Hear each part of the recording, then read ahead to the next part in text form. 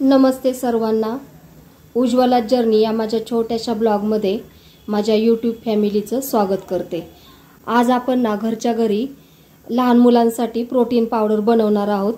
तर त्याच्यासाठी काय काय लागते ते पाहूयात। अक्रोड आहेत, बदाम, काजू, हे मगज बी आहेत आणि हे लाल भोपळ्याच्या बिया आहेत। मुलं समजा दूध पीत नसतील तर हे टाकून जर प्रोटीन पावडर बनवली आणि ते जर दुधात मिक्स करून जर दिलं ना तर मुलं पण आवडीने दूध पितील। तर चला पाहूयात आपण कसं काय बनवायचं ते। पॅन गरम झालेला आहे।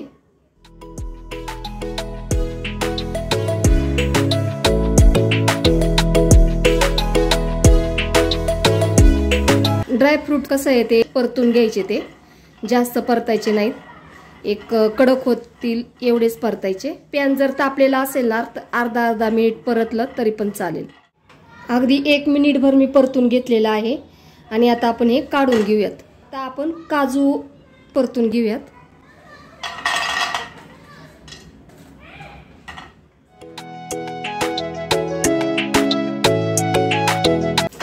काजू सुद्धा छान परतून झालेले आहेत, ते आता आपण काढून घेऊयात।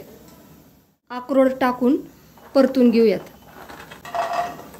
हे सगळे कोरडेच परतून घ्यायचे।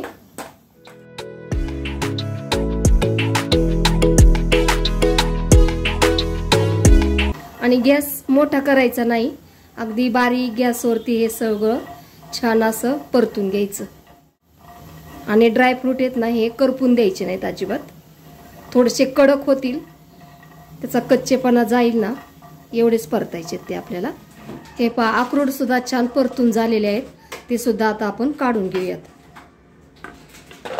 आता आपण लाल भोपळ्याची जी बी आहे ना ती परतून घेऊयात।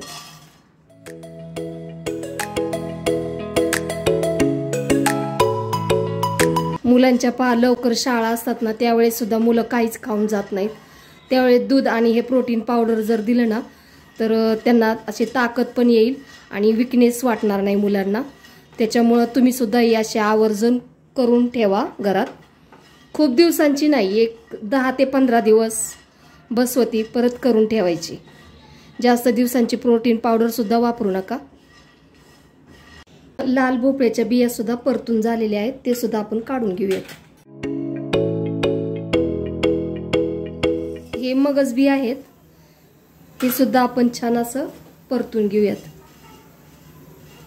मगज बी जे खरबूज असतं ना त्याच्यातल्या ह्या बिया आहेत, त्या सुद्धा खूप पौष्टिक असतात, त्याच्यामुळे आपण प्रोटीन मध्ये त्याचा सुद्धा वापर करणार आहोत।